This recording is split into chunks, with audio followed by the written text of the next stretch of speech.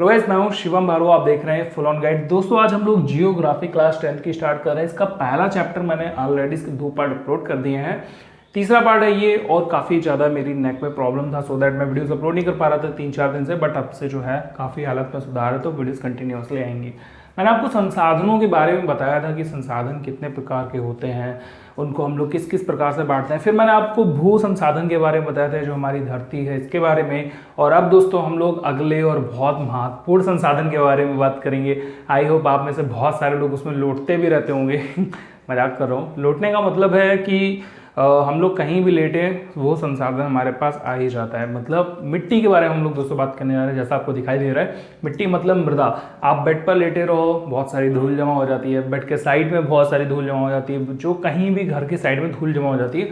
ये धूल मिट्टी का ही एक पार्ट है, लेकिन ये धूल जो है ये मिट्टी से बहुत ज़्यादा डिफरेंट होती है। खैर, हम लोग धूल के बारे में बात नहीं करेंगे, हम लोग बात करेंगे मिट्टी के बारे में।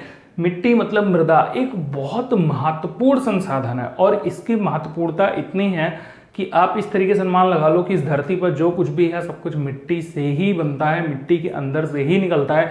लेकिन ज़रूरी बात यह है कि मिट्टी भी बनती है, और मिट्टी को बनने में बहुत ज़्यादा टाइम लगता है। तकरीबन लाखों वर्ष लग जाते हैं धीमे धीमे, तब कहीं जाकर के मिट्टी बन पाती है। और हम लोग मिट्टी को देश दनादन खोद खाद के गड्ढे में बांटते जा रहे हैं। खैर चलो, मजाक बहुत है। हम लोग ये समझते हैं कि हमारे जो संसाधन है उसमें भू यानी जमीन तो आप समझ गए, जिस पर हम सब लोग रहते हैं। लेकिन मिट्टी किस प्रकार से इंपॉर्टेंट है, देखो सबसे इंपॉर्टेंट है एक तरीके से कहा जाए तो सबसे पहले हवा के बाद में हमारी जो मिट्टी है और पानी, ये सब कुछ संसाधन का ही मतलब संसाधन ही है। तो मिट्टी क्या करती है, इंसानों के जीने लायक पेड़ पौधों को उत्पन्न करती है। अब ये जो पेड़ पौधे हैं ये तमाम तरीके की हवाएं, मौसम, फल फूल, फसलें, सब्जी इत्यादि हमारे लिए प्रोवाइड कराती हैं। साथ में पारिस्थितिकी तंत्र को भी संतुलित रखने में बहुत ज़्यादा महत्वपूर्ण होते हैं। तो कुल मिलाकर हम कह सकते हैं कि बहुत सारे जितने भी महत्वपूर्ण तत्व हैं उसमें मिट्टी भी एक बहुत ज़्यादा महत्वपूर्ण तत्व है, जिसके बिना लगभग किसी की भी ज़िंदगी की कल्पना कर पाना लगभग इम्पॉसिबल है। तो अब हम लोग समझते हैं कि मिट्टी जो है ये किस प्रकार से बनी है। मिट्टी को समझने के मतलब मिट्टी को बनाने के पीछे जो है, हम देखो खुद तो बनाते नहीं, ये प्रकृति की देन है, लेकिन इसमें बहुत सारा टाइम लगा है। यहाँ पर मैंने कुछ चीज़ें मेंशन की हुई हैं। ये कुछ ऐसी चीज़ें हैं जो मिट्टी को मिट्टी बनने में एक्चुअली में बहुत ज़्यादा मदद करती हैं। सबसे पहले हम समझते हैं, देखिए उच्चावच जनक, सेल, जलवायु, वनस्पति और अन्य जैव पदार्थ। ये खास करके यहाँ पे एक पॉइंट लिखा हुआ है समय, मैंने ये जरूरी लिख दिया था समय। ये सब कुछ बहुत प्रमुख कारक है। एक्सप्लेन करते हैं क्या है। उच्चावच जनक सेल, आपने देखा होगा बहुत सारी पहाड़ होते हैं, बहुत सारी जो सेल होती हैं वो धीमे धीमे ना बारीक बारीक कणों में टूटते जाते हैं। आप आगे के आने वाले जो अगर 11th क्लास में आप जियोग्राफी लेते हो तो आपको मिट्टी के बारे में और ज़्यादा डिटेल से पढ़ने को मिलेगा। नहीं तो आप जब कंपटीशन एग्जाम की तैयारी करोगे, किसी कॉम्पिटिटिव एग्जाम की, तो वहाँ पर आपको मिट्टी के बारे में बहुत ज़्यादा पढ़ना पड़ेगा। तो खैर समझते हैं। तो इस तरीके की जो पहाड़ियाँ होती हैं छोटे छोटे टुकड़ों में टूटती हैं, फिर उनका एक प्रकार से परिवर्तित होना ये जो है इम्पॉर्टेंट हो जाता है। फिर उसके बाद में वनस्पति, अन्य छोटे छोटे जैव पदार्थ, और सबसे बड़ी चीज़ है समय, टाइम। ये सब कुछ मिल करके मिट्टी को बनाने में हेल्प करते हैं। अब आपसे प्रश्न पूछा जाएगा कि मिट्टी यानी कि मृदा बनने के प्रमुख कारकों का वर्णन कीजिए या इन पर टिप्पणी लिखिए। तो आपको ये पूरा पॉइंट लिख देना है, इसीलिए मैंने यहाँ पर लिख दिया क्योंकि एक इंपॉर्टेंट प्रश्न है जो पिछले कई सालों से रिपीट होता जा रहा है। लास्ट ईयर नहीं आया था, लेकिन कई बार आता रहता है। फिर यहाँ पर देखिए तापमान परिवर्तन, बहता जल, पवन, हिम नदी, अपघटन क्रिया मिट्टी बनाने में महत्वपूर्ण योगदान देते हैं। चलो इसको थोड़ा सा ना डिटेल से समझते हैं। जो मैंने एक पॉइंट लिखा हुआ है, देखो आपने देखा होगा धरती पे बहुत सारे लोग जो होते हैं, कई अलग अलग जगह पर जो लोग होते हैं उनका रंग अलग अलग होता है। इसी तरीके से मिट्टी भी कई अलग अलग जगह की वो अलग अलग प्रकार की होती है। रेगिस्तान की मिट्टी देख लो जा करके, और अपने घर के बाहर की मिट्टी देख लो, खेतों की मिट्टी देख लो, हर जगह मिट्टी डिफरेंट है ना।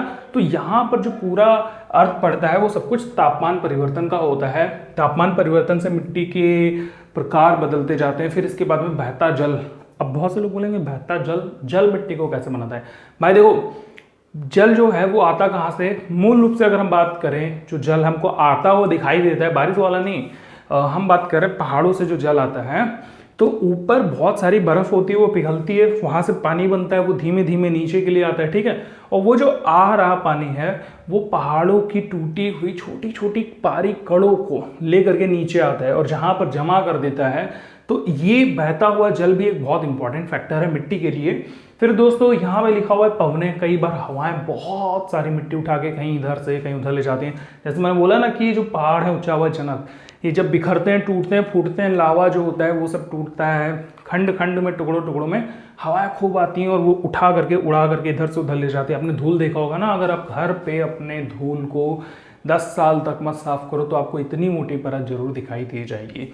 तो वो एक प्रकार से कहीं ना कहीं मिट्टी का ही प्रकार है। फिर उसमें और भी बहुत सारे अगर कारक मिलते हैं, कारक का मतलब होता है चीज़ें या कारण, ठीक है, तो वो सारी चीज़ें मिलते हैं तो वो उपजाऊ मिट्टी भी बन सकती है। लेकिन वो फिलहाल अभी धूल जो होती है उपजाऊ मिट्टी नहीं होती है। तो एक तरीका बता रहा हूँ, क्योंकि वहाँ पे ना हवा बहती है, घर के अंदर नहीं तो एटलीस्ट कहीं ना कहीं से जो ऑक्सीजन आ रही है थोड़ी बहुत, उसी में धूल आ जाती है। तो इसी प्रकार से पवने भी इंपॉर्टेंट हैं जो कहीं ना कहीं धूल को, मिट्टी को उड़ा उड़ा करके या कैसे भी करके ले जाती हैं। तो ये है।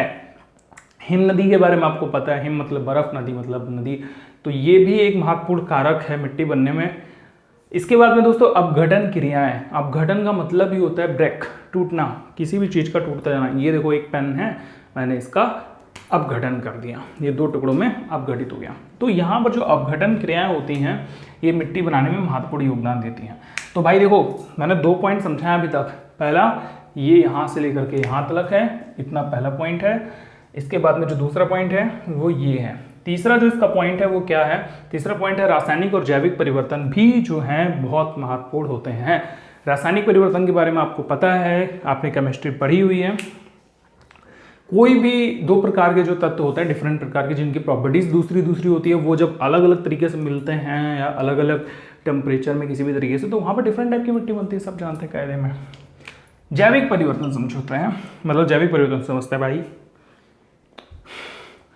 गोबर देखा है, सबने देखा होगा।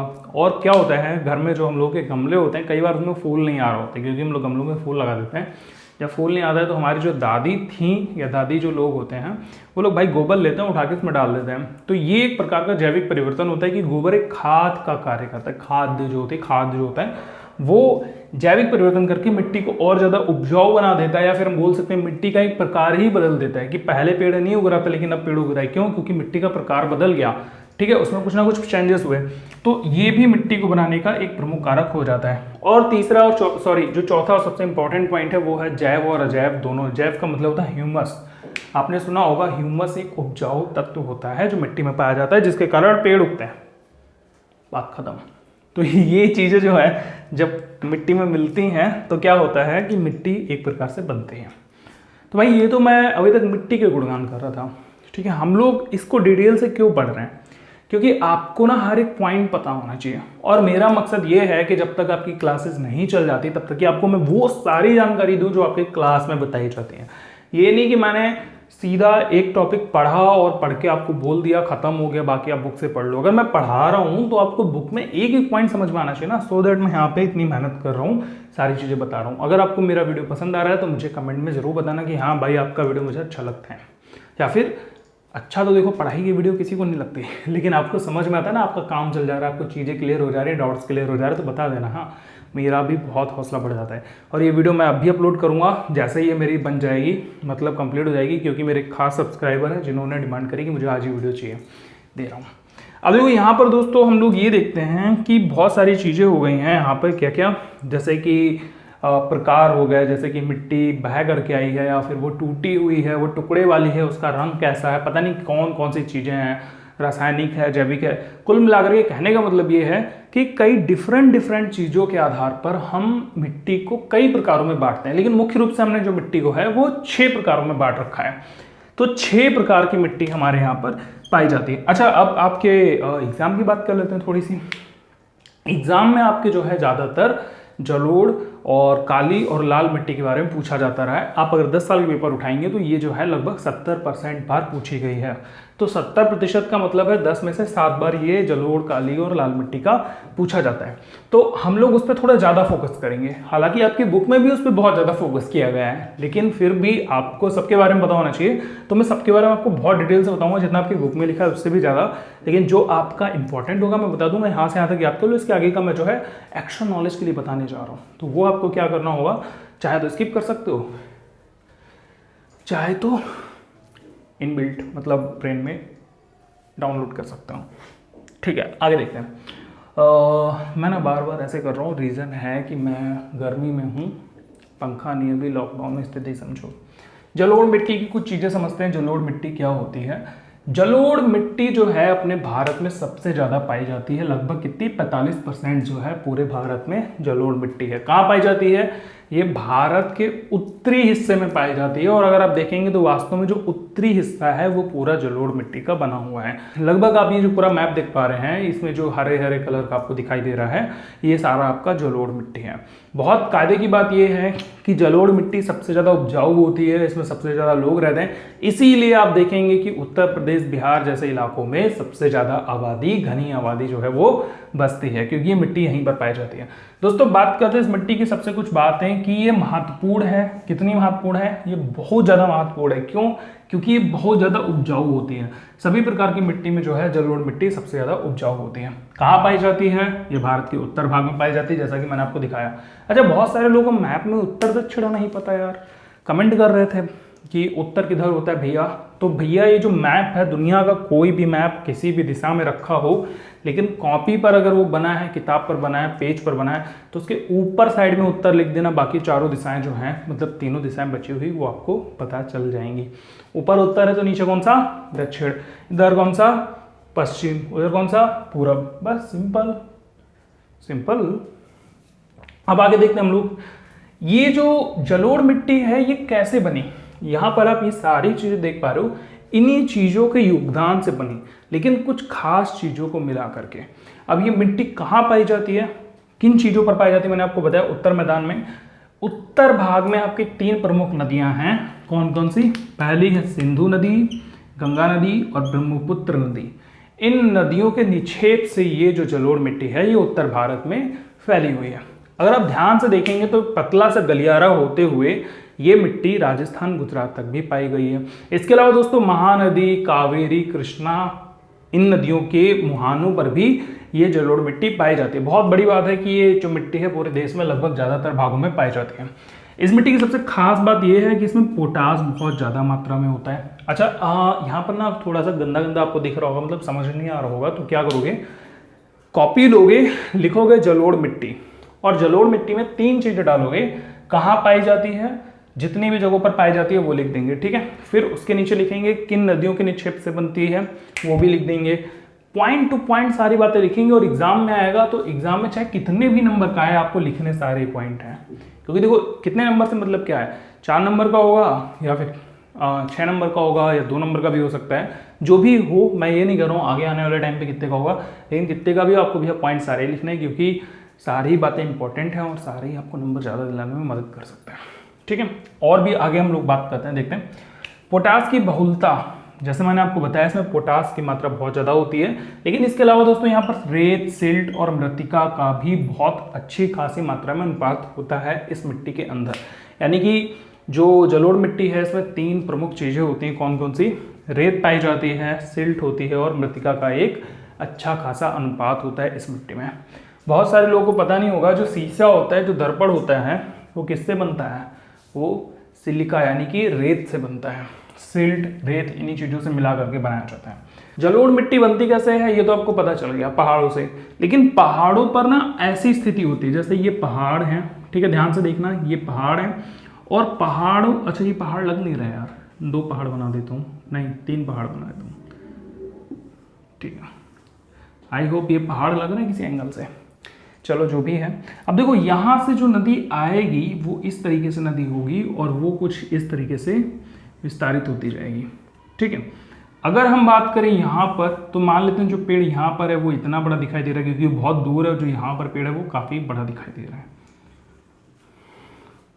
तो अब इस नदी की जो खास बात है वो ये है, सॉरी नदी हम लोग कहाँ पहुँच गए, इस मिट्टी की जो खास बात है वो ये है कि जो पहाड़ों से जो ऊपरी भाग होता है, यानी पहाड़ से पानी यहाँ से निकले और निकल करके जो यहाँ के मैदान होते हैं, इस जगह के मैदान, यहाँ पर मैदान में जो मिट्टी पाई जाती है वो बहुत मोटी होती है, उसके कण बहुत मोटे होते हैं, उसमें खूब मात्रा में कंकड़ पत्थर होते हैं। ठीक है, तो यहाँ पर कंकड़ पत्थरों की जो मात्रा होती है, पत्थर तो नहीं फिलहाल कंकड़ बड़े बड़े होते हैं। ठीक है, उनकी जो मिट्टी का दाना होता है वो काफ़ी मोटा होता है। अब वो धीमे धीमे चलता रहता है, चलता रहता है, चलता रहता है, खूब बिजली पत्थर कंकड़ होने के कारण वो नदियों में बहता बहता बहता बहता जहाँ पर वो लास्ट जगह पर पहुँचता है, या बोले तो डेल्टा जो होते हैं, डेल्टा अगर आपको नहीं पता तो ये देखो, ये डेल्टा है। तो जहाँ पर डेल्टा होते हैं उन जगहों पर, या फिर बोल सकते हैं मैदानों में, इनके कण बहुत छोटे पाए जाते हैं। इन मिट्टी के, जलोढ़ मिट्टी के जो कण होते हैं काफ़ी ज़्यादा छोटे होते हैं, क्योंकि वो ऊपर बड़े थे, छनते छनते टूटते टूटते और छोटे होते चले गए। और छोटे कण और मोटे कण, छोटे कण और मोटे कण, छोटे कण कहाँ पाए जाते हैं? नदी के मुहाने पर। ऊपर की तरफ घाटी की तरफ जाएंगे तो कैसे कण पाए जाते हैं? मोटे कण। दोस्तों यही डिफरेंस होता है खादर बांगर में। उत्तर प्रदेश में दोस्तों एक भाषा चलती है जिसको हम लोग बोलते हैं बेंगना। बेंगना का मतलब होता है फेंकना।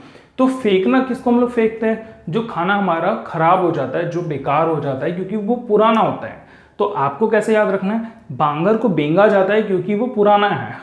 तो बांगर मतलब पुरानी मिट्टी, ठीक है, पुरानी जलोढ़ मिट्टी। और ऐसे ही जो नया है, जो खाने लायक है, वो तो ताज़ा खाना होगा, इसीलिए उसको हम खादर बोलते हैं कि भैया खा लो, यानी कि ताज़ा। तो ताजे का मतलब होता है खाना। ठीक है, तो यहाँ पर जो मिट्टी पाई गई वो बांगर होगी, यहाँ पर जो मिट्टी पाई जाएगी वो खादर होगी। तो खादर बांगर दोनों एक ही चीज़ हैं, जलोढ़ मिट्टी ही है, लेकिन ये जलोढ़ मिट्टी के दो टाइप के प्रकार हैं। ध्यान से समझ लो ना।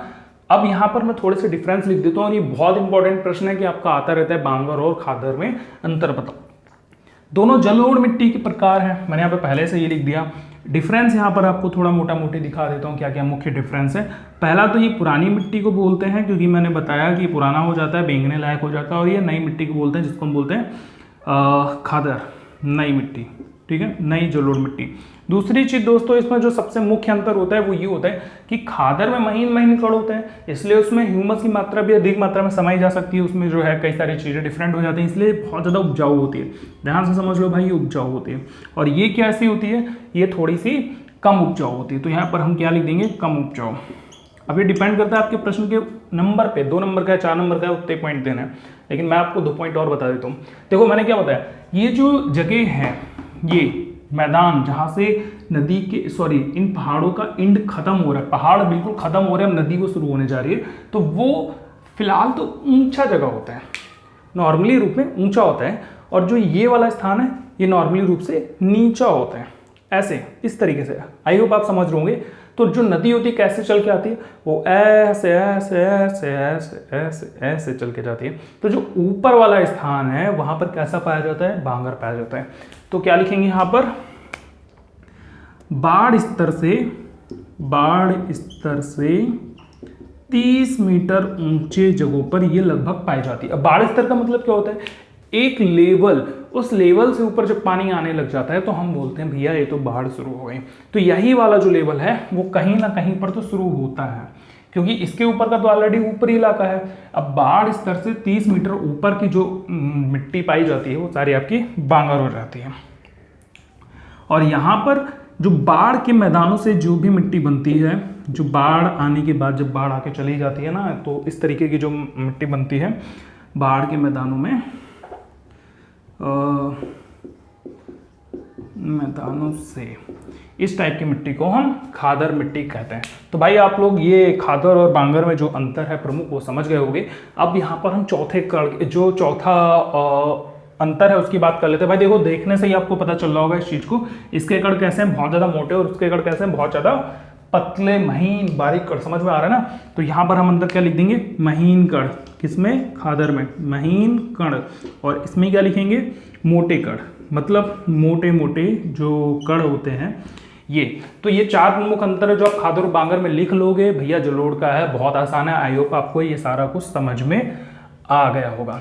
अब जलोढ़ मिट्टी की कुछ और खास बातें समझ लेते हैं, लास्ट की जो छोटी छोटी बातें हैं जो मैंने यहाँ पर नहीं लिखा है क्योंकि स्पेस नहीं है, तो मैं लिख देता हूँ यहाँ पर क्योंकि मुझे स्पेस यहाँ पर दिखाई दे रहा है। तो ये जो बांगर है, ये जो खादर है, इन दोनों का प्रकार जो है, सॉरी ये दोनों जो है वो जलोढ़ मिट्टी के प्रकार हैं। ओवर। अब हम चलते हैं वापसी से जलोढ़ मिट्टी पे। चूंकि जलोढ़ मिट्टी बहुत ज़्यादा उपजाऊ होती है, ठीक है, जोतने में बोने में इसमें फसलें भी बहुत अच्छी बोई जा सकती हैं, इसलिए इसमें दलहन, दलहन मतलब समझते हो ना, दाल।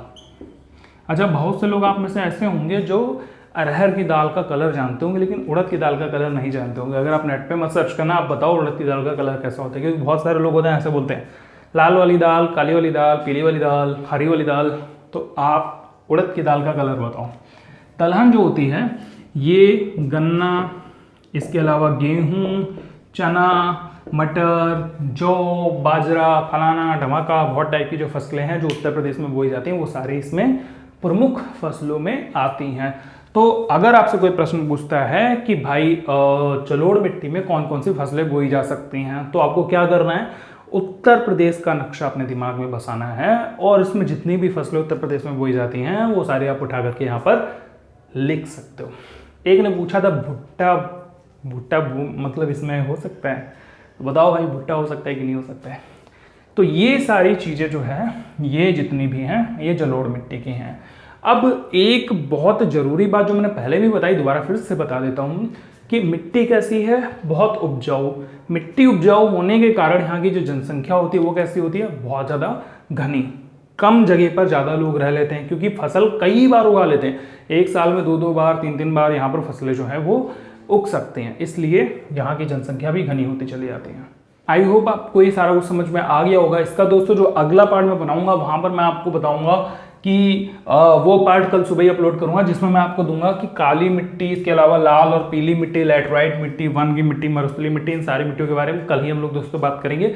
लेकिन इतना मैंने आज बना के दिया, थर्ड पार्ट है, चौथे पार्ट के बाद में सारी जो है मिट्टियों के बारे में खत्म हो जाएगा। पांचवें पार्ट में हम लोग इसका देख लेंगे थोड़ा सा क्यों, पूरा डिटेल में देखेंगे ना। डिटेल में हम देखेंगे कि इनका जो मिट्टी का कटान है, मिट्टी की जो निम्नीकरण हो रही है वो कैसे हम रोक सकते हैं, मिट्टी को कैसे बचा सकते हैं। फिर हम लोग छठे पार्ट में देखेंगे इंपॉर्टेंट क्वेश्चन आंसर जो बहुत ज़्यादा इंपॉर्टेंट है इस चैप्टर से रिलेटेड, और उसके बाद में फिर हम लोग करेंगे एक लाइव क्लास इस चैप्टर से रिलेटेड। फिर हम लोग चलेंगे